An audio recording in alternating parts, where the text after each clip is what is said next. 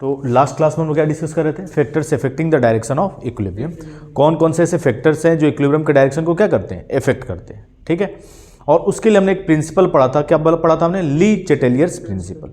ठीक है, तो हम लोग देख क्या रहे थे? Factors affecting the direction of equilibrium. Important है, लगातार क्वेश्चन आते हैं। फैक्टर्स अफेक्टिंग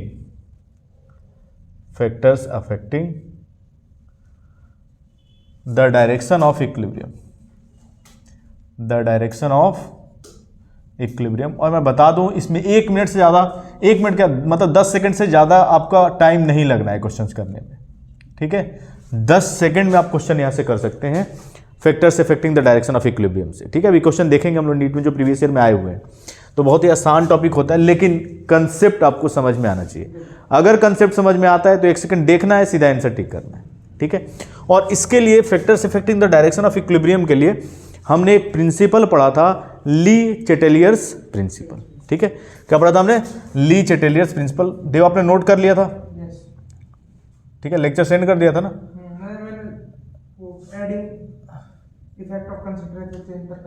ओके, ली चेटेलियर्स प्रिंसिपल हमने क्या देखा था? और इस ली चेटेलियर्स प्रिंसिपल के थ्रू ही हम लोग क्या देखते हैं कि अगर किसी भी फिजिकल फैक्टर में हम लोग चेंजेस करते हैं, like volume, amount of gas, concentration या कैटलिस्ट, तो इक्विलिब्रियम के डायरेक्शन पे क्या इफेक्ट आता है, वो सारी चीज़ हम लोग देख रहे हैं। ठीक है, पहला हमने देख लिया था इफेक्ट ऑफ कंसंट्रेशन चेंज। पहला हमने क्या देख लिया था? Effect of concentration change. अगर हम लोग कंसंट्रेशन में चेंजेस करते हैं, रिएक्टेंट या प्रोडक्ट के कंसंट्रेशन में अगर हम चेंजेस करते हैं, इफेक्ट ऑफ कंसंट्रेशन चेंज। ठीक है, तो अगर रिएक्टेंट या प्रोडक्ट के कंसंट्रेशन में चेंजेस हम लोग अगर करते हैं तो इक्विलिब्रियम के डायरेक्शन पे क्या इफेक्ट आएगा, ये हमने डिस्कस कर लिया था लास्ट क्लास में। ठीक है, आसानी से आप कर सकते हैं। नेक्स्ट हम लोग देख रहे हैं दूसरा, effect of volume change. Effect of volume change, effect of volume change. तो वॉल्यूम का क्या चेंज होता है? Effect of volume change. अगर वॉल्यूम हम लोग चेंज करते हैं तो इक्विलिब्रियम के डायरेक्शन पे क्या इफेक्ट होगा, इसे हम लोग डिस्कस कर रहे हैं। ठीक है, क्लियर है ना? अब देखो समझ लो पहले थोड़ा सा। देखो यहाँ पे कोई आर रिएक्टेंट है जो पी प्रोडक्ट फॉर्म कर रहा है। क्या कर रहा है? पी प्रोडक्ट फॉर्म कर रहा है। मान लेते हैं इसका कोफिशिएंट क्या है? स्मॉल ए स्मॉल बी। अगर मैं यहां से Kc इक्वल टू लिखना चाहूं तो क्या हो जाएगा? Concentration of product upon concentration of reactant, और जो भी कोफिशिएंट है वो कहाँ आ जाएगा? पावर में। और मान लेते हैं कि ये Kc और Qc आपस में क्या है? इक्वल है, यानी कि इक्विलिब्रियम अटेन्ड है। और इसी को अगर हम लोग मोल के टर्म में लिखना चाहें तो हम लोग क्या लिख सकते हैं? Kc इक्वल टू, बताओ, number of moles of product upon number of moles of reactant, और जो भी कोफिशिएंट है वो कहाँ आ जाएगा? पावर में। और इनटू 1/v के पावर डेल्टा Ng, ये एक्सप्रेशन हमने एक डिराइव किया था, याद है? ठीक है, और मान लेते हैं कि Qc और Kc आपस में क्या है? इक्विलिब्रियम, और इक्वल है मतलब इक्विलिब्रियम अटेन्ड है। इक्वल है मीन्स इक्विलिब्रियम अटेन्ड है। ठीक है, अब देखो जैसे मैं केस बता रहा हूं वैसे वैसे तुम लोग भी सोचोगे, कभी गलती नहीं होगा।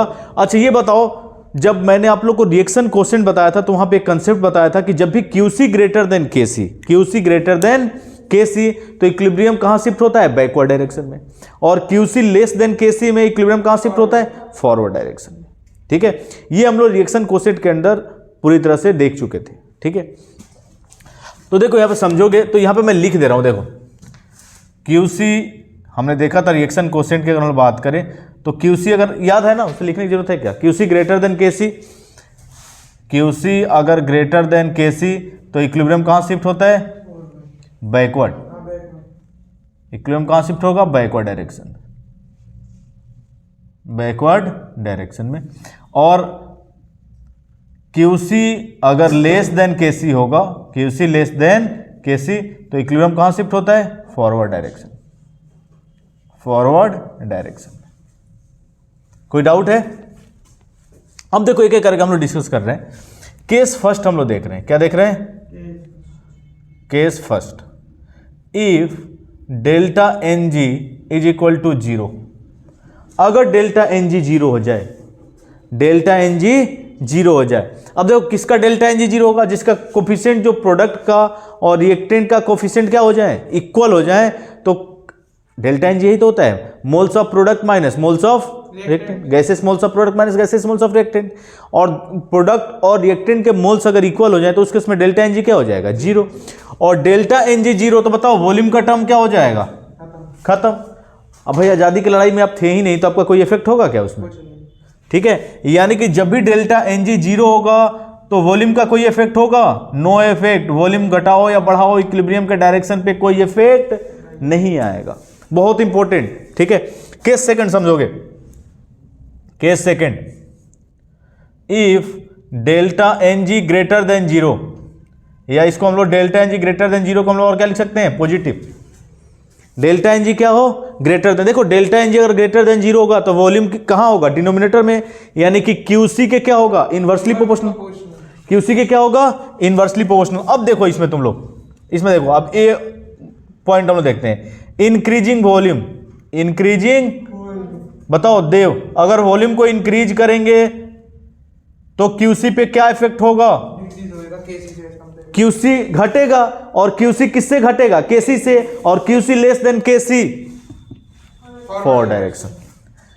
कोई डाउट है बता दो, क्या हो जाएगा, फॉरवर्ड डायरेक्शन। बहुत ही सिंपल।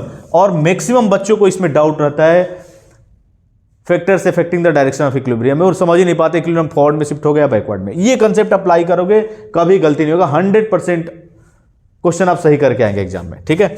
सेकंड पार्ट इसका देखते हैं, डिक्रीजिंग वॉल्यूम, डिक्रीजिंग वॉल्यूम। अगर हम लोग वॉल्यूम को डिक्रीज करते हैं, अगर हम लोग वॉल्यूम को डिक्रीज करते हैं, बताओ वॉल्यूम को घटाएंगे, अगर वॉल्यूम को घटाएंगे तो क्यूसी क्या होगा, बढ़ेगा। वॉल्यूम को अगर घटाएंगे तो क्यूसी क्या होगा, और क्यूसी ग्रेटर देन केसी, बताओ कहां इक्विलिब्रियम शिफ्ट होगा, बैकवर्ड डायरेक्शन, बैकवर्ड डायरेक्शन,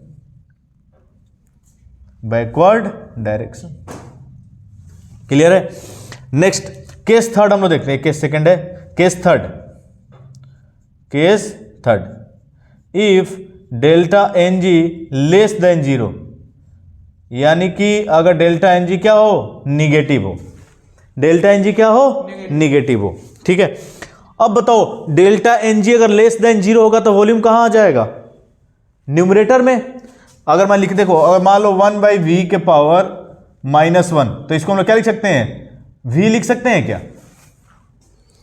कैसे, देखो यहां पे 1/v के पावर -1 जो ऊपर जाएगा तो क्या हो जाएगा, v हो जाएगा।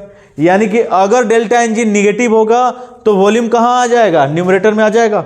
यानी कि क्यूसी के क्या हो जाएगा, डायरेक्टली प्रोपोर्शनल, क्यूसी के क्या हो जाएगा, डायरेक्टली प्रोपोर्शनल। अब इसमें केस हम लोग देखेंगे पहला, इंक्रीजिंग वॉल्यूम। क्या देख रहे हैं हम लोग, इंक्रीजिंग वॉल्यूम।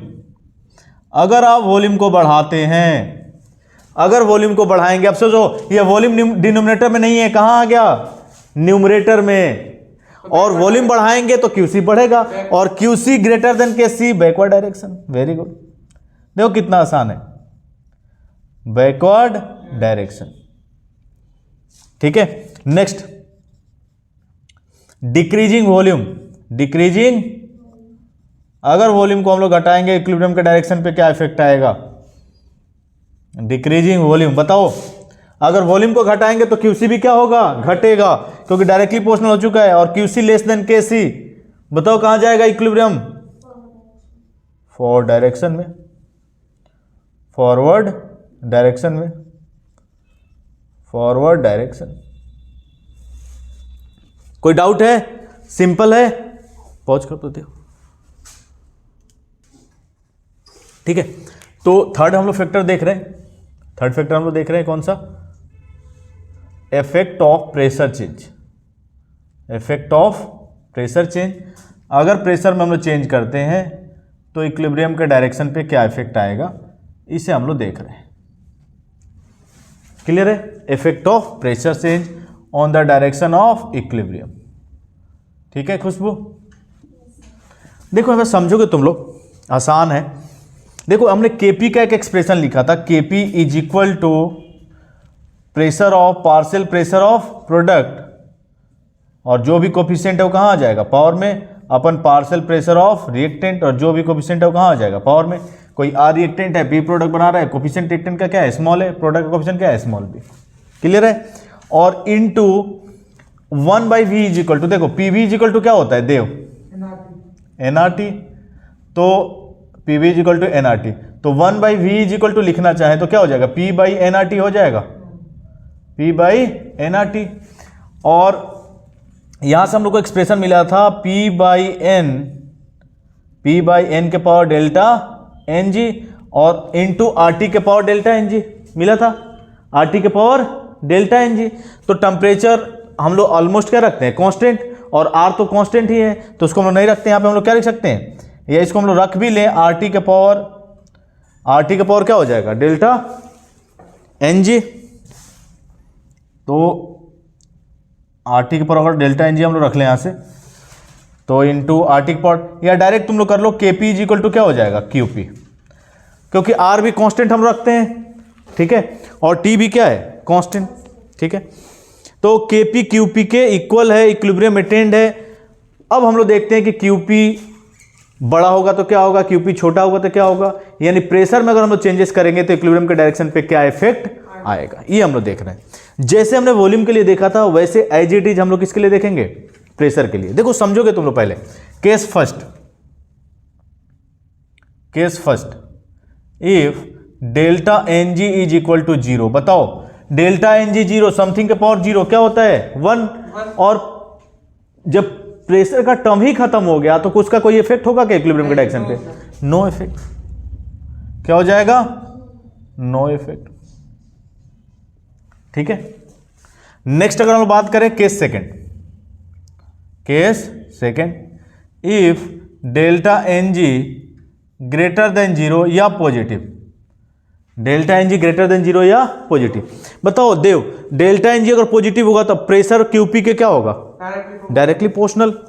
अब देखो इसमें पहला हम लोग देख रहे हैं इंक्रीजिंग प्रेशर, क्या देख रहे हैं, इंक्रीजिंग प्रेशर। अगर हम लोग प्रेशर बढ़ाते हैं तो इक्विलिब्रियम के डायरेक्शन पे क्या इफेक्ट आएगा, तो अगर आप प्रेशर बढ़ाएंगे तो QP भी क्या होगा, बढ़ेगा, और QP greater than KP, QP greater than KP, very good, backward direction, देखो ऊपर लिखा हुआ है, QC हो या QP हो, बात एक ही है, ठीक है। ये कंसंट्रेशन के टर्म में हम लोग लिखते हैं और QP प्रेशर के टर्म में लिखते हैं। बाकी डायरेक्शन जो होगा इक्विलिब्रियम के डायरेक्शन पे इफेक्ट जो होगा, यहाँ पे अगर QC ग्रेटर देन KC तो बैकवर्ड, उसी तरह से QP ग्रेटर देन KP तो बैकवर्ड, तो बैकवर्ड डायरेक्शन में, बैकवर्ड डायरेक्शन। नेक्स्ट हम लोग देखते हैं सेकेंड, डिक्रीजिंग प्रेशर, बताओ डिक्रीजिंग प्रेशर, डिक्रीजिंग, बताओ कहां शिफ्ट होगा इक्विलिब्रियम, फॉरवर्ड डायरेक्शन में, फॉरवर्ड डायरेक्शन, कोई डाउट है। अब केस थर्ड इसमें हम लोग देखते हैं, क्या देखते हैं, case third, if delta N G less than 0 या निगेटिव, बताओ जैसे ही delta N G less than 0 होगा प्रेशर कहां आ जाएगा, डिनोमिनेटर में, यानी कि QC के क्या, QP के क्या हो जाएगा, इनवर्सली प्रोपोर्शनल। अगर हम लोग यहां पे इंक्रीजिंग प्रेशर, अगर हम लोग प्रेशर बढ़ाते हैं, इंक्रीजिंग प्रेशर, बताओ अगर हम लोग प्रेशर बढ़ाते हैं, बताओ इक्विलिब्रियम, फॉरवर्ड डायरेक्शन, क्योंकि प्रेशर अगर हम लोग बढ़ाएंगे तो QP क्या होगा, घटेगा, और QP लेस देन KP कहां जाएगा equilibrium, forward direction, forward direction. Next second, decreasing pressure, decreasing pressure, बताओ प्रेशर अगर डिक्रीज करेंगे क्या होगा इक्विलिब्रियम के डायरेक्शन पे effect, backward direction, backward direction, कोई डाउट है। तो इस तरह से हम लोग प्रेशर का इफेक्ट देख सकते हैं कि इक्विलिब्रियम पे डायरेक्शन पे प्रेशर का क्या इफेक्ट होगा, अगर प्रेशर बढ़ाएंगे तो इक्विलिब्रियम कहां शिफ्ट होगा, प्रेशर घटाएंगे तो इक्विलिब्रियम कहां शिफ्ट होगा। लेकिन मोस्ट इंपॉर्टेंट पहले आपको क्या चेक करना है कि डेल्टा एन जी 0 है, ग्रेटर देन है या लेस देन है, नहीं तो आप गलती करके आएंगे एग्जाम में। क्लियर है, नोट पॉज कर दो। तो नेक्स्ट हम लोग फोर्थ देख रहे हैं, effect of adding inert gas, क्या होते हैं इनर्ट गैस देव? तो नॉन रिएक्टिंग जो गैसेस होते हैं उसे हम लोग क्या बोलते हैं? Inert gas. Effect of adding inert gas like helium, neon, argon, krypton, xenon, radon, ये सारे क्या होते हैं? इनर्ट गैस होते हैं। अगर हम लोग इनर्ट गैस ऐड करते हैं, ठीक है, तो इक्विलिब्रियम के डायरेक्शन पे क्या इफेक्ट आएगा ये हम लोग देख रहे हैं। ठीक है, अब देखो इसमें देखोगे तुम लोग, case first, if delta N G is equal to zero. बताओ डेल्टा एन जी जीरो होगा, एन का टर्म ही क्या हो जाएगा? Number of mole of gas का टर्म ही क्या हो जाएगा? खत्म। समथिंग के पावर जीरो क्या होता है? 1। क्या कोई इफेक्ट होगा? क्या कोई इफेक्ट होगा देव? No effect. अब देखो केस सेकंड हम लोग देखते हैं। केस सेकंड, केस सेकंड हम लोग बात करते हैं एट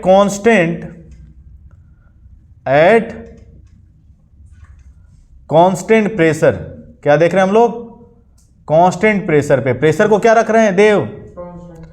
प्रेशर को हम लोग रख रहे हैं कांस्टेंट। अब देखो समझोगे इसमें, first point, if delta N G greater than zero, constant pressure है, अगर delta N G greater than zero होगा तो एन क्यू के क्या होगा? Inversely proportional. और हर केस में आप इनर्ट गैस क्या कर रहे हैं? ऐड कर रहे हैं, मतलब एन को क्या कर रहे हैं? बढ़ा रहे हैं। तो एन अगर बढ़ेगा तो क्यू क्या होगा? घटेगा। और क्यू लेस देन के क्या होगा? बताओ इक्विलिब्रियम कहां शिफ्ट होगा? फॉरवर्ड डायरेक्शन में। फिर से बता दे रहा हूं, समझ लो पहले, फॉरवर्ड डायरेक्शन। हर केस में हम लोग इनर्ट गैस क्या कर रहे हैं? मतलब गैस क्या है? एन है। एन इनर्ट गैस है। अमाउंट ऑफ गैस क्या है? एन है। तो इनर्ट गैस हम लोग ऐड कर रहे हैं। तो इनर्ट गैस ऐड कर रहे हैं मतलब एन को क्या कर रहे हैं? हर केस में बढ़ा रहे हैं।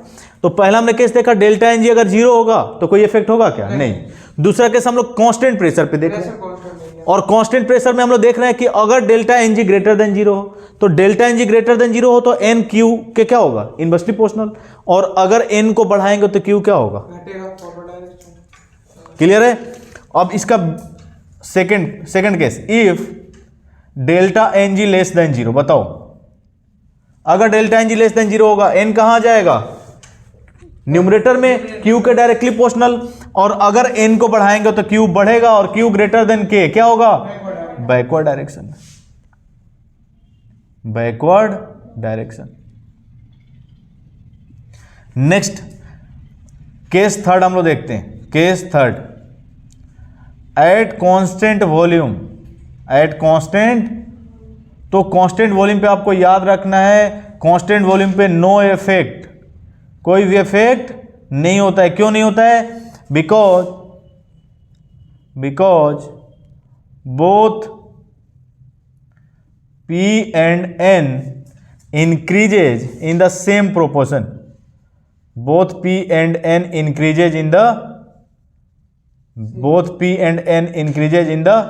same proportion. तो P और N दोनों जो है वो सेम प्रोपोर्शन में क्या होता है? इंक्रीज होता है। अब मान लो 2 गुना ये बढ़ा तो 2 गुना ये भी बढ़ गया, तो कोई इफेक्ट होगा क्या? तो कांस्टेंट रहेगा तो कोई इफेक्ट नहीं होगा। नोट कर लो, बहुत इंपॉर्टेंट। पॉज कर दो, कोई डाउट तो नहीं है। नेक्स्ट है इफेक्ट ऑफ कैटलिस्ट। फिफ्थ है आपका fifth factor, effect of catalyst. Effect of catalyst, effect of catalyst. तो catalyst has no effect on the direction of equilibrium. Catalyst has no effect on the direction of equilibrium, on the direction of equilibrium। तो catalyst का कोई भी effect नहीं होता है on the direction of equilibrium. देखो catalyst क्या करता है? रिएक्शन के रेट पर इफेक्ट डालता है। क्या करता है? जैसे देखो यहाँ पे समझोगे, थोड़ा सा समझ लो, ये आपकी एनर्जी है, पोटेंशियल एनर्जी डायग्राम लोग देख रहे हैं, और ये आपका रिएक्शन पाथ है। रिएक्शन पाथ केमिकल काइनेटिक्स के अंदर देखा था हमने, कोई आर रिएक्टेंट है जो पी प्रोडक्ट फॉर्म कर रहा है, और ये रिएक्शन को कराने के लिए इतनी एनर्जी चाहिए जिसको हम लोग क्या बोलते हैं? Activation energy. और जिस पे एनर्जी मैक्सिमम होती है उस एनर्जी स्टेट को हम लोग क्या बोलते हैं? Transition state. तो ये जो आपका रिएक्शन हुआ विदाउट कैटलिस्ट हुआ, क्या हुआ? Without catalyst. जैसे ही हम लोग कैटलिस्ट यूज करते हैं एक्टिवेशन एनर्जी को क्या कर देता है? कम कर देगा। और विद कैटलिस्ट जब रिएक्शन हुआ तो एक्टिवेशन एनर्जी कितनी हो गई? ई डैश। और ये विद कैटलिस्ट रिएक्शन हुआ, विद, जल्दी कराया इसने। हाँ। और रेट जो होता है किसी भी रिएक्शन का, जो रेट होता है इनवर्सली प्रोपोर्शनल होता है किसके? एक्टिवेशन एनर्जी के। जितनी कम एक्टिवेशन एनर्जी रिएक्शन का रेट उतना ही क्या होगा? फास्ट होगा। रिएक्शन का रेट क्या होगा? उतना ही फास्ट। लेकिन एट इक्विलिब्रियम पे अगर हम लोग बात करें, कहां बात करें? एट इक्विलिब्रियम पे, तो rate of forward reaction, rate of forward reaction किसके इक्वल होता है? रेट ऑफ फॉरवर्ड रिएक्शन किसके इक्वल होता है? रेट ऑफ बैकवर्ड रिएक्शन के। Rate of backward reaction, rate of backward reaction. अब बताओ, जब रेट ही इक्वल हो गया, रेट में कोई चेंजेस होगा ही नहीं इक्विलिब्रियम पे, तो रिएक्शन के डायरेक्शन पे कोई इफेक्ट आएगा क्या? नहीं। रेट ही जब इक्वल हो गया, रेट पे ही जब कोई इफेक्ट नहीं आ रहा है इक्विलिब्रियम पे, तो ये तो रेट को इफेक्ट करता है ना। और रेट में जब इफेक्ट नहीं आ रहा है तो इक्विलिब्रियम के डायरेक्शन पे भी कोई इफेक्ट नहीं होगा। क्लियर है? तो कैटलिस्ट का कोई भी इफेक्ट नहीं होता इक्विलिब्रियम के डायरेक्शन पे, लेकिन रिएक्शन के रेट पे इफेक्ट होता है। ये एक्टिवेशन एनर्जी को कम और ज्यादा करके रिएक्शन को रेट को क्या कर देता है? बढ़ा या घटा देता है। तो जो घटाते हैं रिएक्शन के रेट को उनको हम लोग पॉइजन कैटलिस्ट बोलते हैं। क्लियर है ना? नोट कर लो, ठीक है? पॉज कर दो। लास्ट है टेम्परेचर का इफेक्ट ऑफ टेम्परेचर चेंज। अगर टेम्परेचर में हम लोग चेंजेस करें तो इक्विलिब्रियम के डायरेक्शन पे क्या इफेक्ट आएगा? Effect of temperature change. देखो, हमने लीच-एटल्स प्रिंसिपल जब हमने स्टार्ट किया था देव, तो वहां पे हम लोग क्या कर रहे थे? टेम्परेचर को कांस्टेंट रख के, टेम्परेचर को कांस्टेंट रख के pressure, volume, amount of gas etcetera, इन सब में क्या कर रहे थे? इन फिजिकल फैक्टर्स में चेंजेस कर रहे थे। तो देख रहे थे इक्विलिब्रियम के डायरेक्शन पे क्या इफेक्ट आ रहा है। लेकिन अब टेम्परेचर आपका कांस्टेंट नहीं है, ठीक है? तो इफेक्ट ऑफ टेम्परेचर चेंज में थोड़ा सा समझोगे तुम लोग। लेटस कंसिडर्ड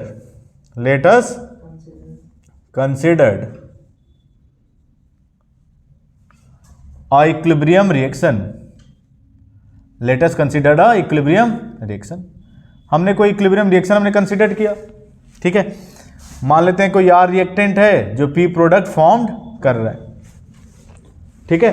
अगर हम इसके लिए के लिखना चाहें तो के सी इज इक्वल टू क्या हो जाएगा? Concentration of product upon concentration of reactant. मान लेते हैं इक्विलिब्रियम है, यानी के सी क्यू सी के क्या है? इक्वल है, ठीक है? अब देखो समझोगे, हमने मान लिया कि एट टेम्परेचर T1 पे, टेम्परेचर T1 पे इक्विलिब्रियम कांस्टेंट जो है, इक्विलिब्रियम कांस्टेंट कितना है? K1 है। और एट टेम्परेचर T2 पे, एट टेम्परेचर T2 पे इक्विलिब्रियम कांस्टेंट कितना है? इक्विलिब्रियम कांस्टेंट K2 है। और ये एक्सप्रेशन होता है, तुम लोग ध्यान रखोगे, log K2 by K1, log K2 by K1 is equal to delta RH divided by 2.303 R 1 by T1 minus 1 by T2। ये वांट ऑफ इक्वेशन होता है। इस इक्वेशन का नाम क्या है? Want of equation, want of equation. अब देखो तुम लोग समझोगे थोड़ा सा, यहां पे क्या ये वांट ऑफ इक्वेशन है। अब हम लोग बात करें, केस फर्स्ट हम लोग देख रहे हैं, किसके लिए देख रहे हैं? एक्सोथर्मिक रिएक्शन के लिए। किसके लिए? एक्सोथर्मिक। बताओ इंथैल्पी चेंज क्या होगा देव?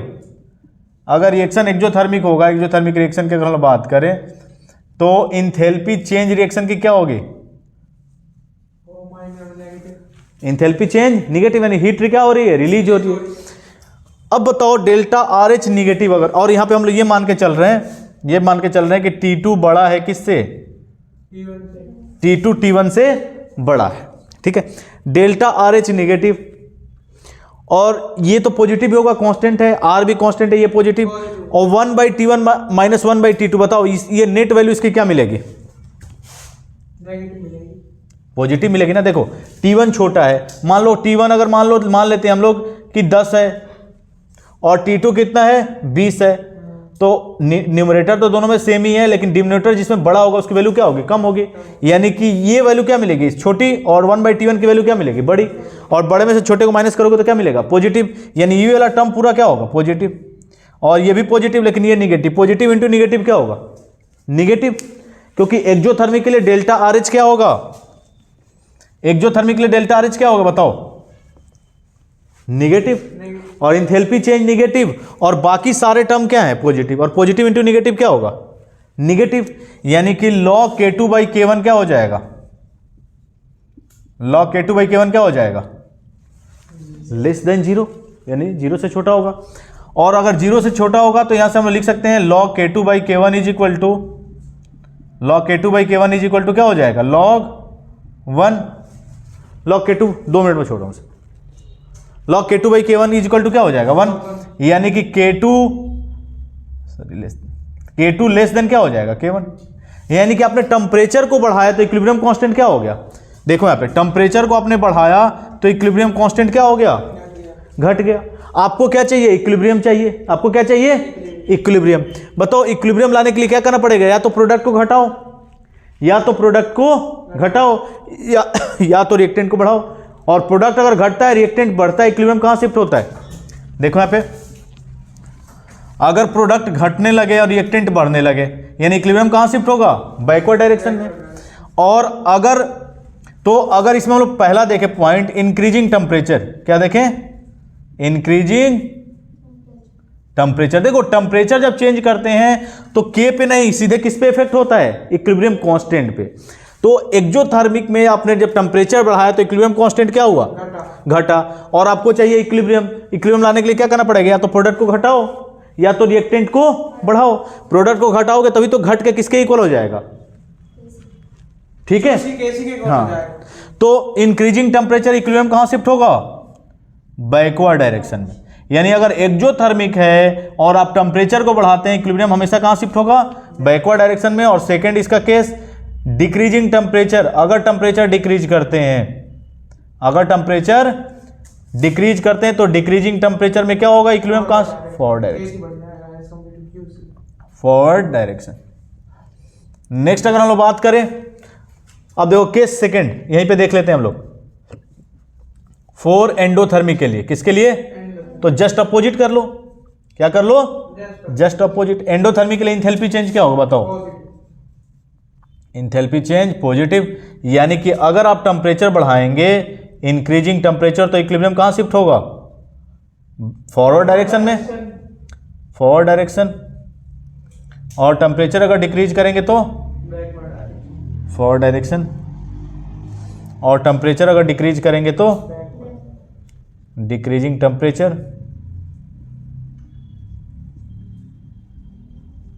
तो ये हो जाएगा बैकवर्ड डायरेक्शन।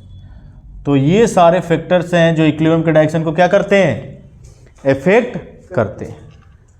क्लियर है, कोई डाउट है, ये हो गया ना आप लोग का, इधर नोट कर लिया आप लोगों ने। देखो एक छोटा सा टॉपिक है, उसे भी हम लोग खत्म कर लेते हैं। ये हो गया ना, ये इक्वेशन है नीचे वाली, ठीक है। अच्छा हम लोग थर्मोडायनेमिक्स में देख लिया था ना, thermodynamic aspects of equilibrium, equilibrium constant और डेल्टा आरजी में रिलेशन हमने देख लिया था ना देव, हाँ। तो वहां हमने कर लिया, तो यहाँ पे करने की जरूरत नहीं है आपकी, यानी कि आपका केमिकल इक्विलिब्रियम जो है खत्म हो चुका है, ठीक है। रिलेशन कराते हैं, हाँ रिलेशन तो हो गया, तो वो बता दिया था ना थर्मोडायनेमिक्स में। देखो यहाँ पे कि गिब्स एनर्जी और इक्विलिब्रियम कांस्टेंट में क्या रिलेशन होता है, तो आपको लास्ट क्लास में ही, जब थर्मोडायनेमिक्स के लास्ट में मैंने बता दिया था आपको, ठीक है। तो वहां पे मैंने बता दिया था आपको, देखो यहाँ पे कि delta R G naught is equal to क्या होता है, -2.303 आर टी और लॉग के सी, या लॉग के इक्विवेलेंट में लिख सकते हैं, के सी या के पी कुछ भी हो सकते हैं। क्लियर है ना। तो ये रिलेशन हमने गिब्स एनर्जी और इक्विलिब्रियम कांस्टेंट में रिलेशन बता दिया था ना, तो ये हम लोग थर्मोडायनेमिक्स में डिस्कस कर चुके हैं, तो यहाँ पे करने की जरूरत नहीं है, ठीक है। तो वीडियो को तुम लोग थोड़ा शेयर कर दो, लाइक कर दो, ठीक है। अपने दोस्तों को भी दिखा देना, ठीक है, एक बार। तो नेक्स्ट क्लास में बाकी डिस्कस करेंगे। आयनिक इक्विलिब्रियम इंपॉर्टेंट है, ठीक है। सर को मैं भेजता हूँ।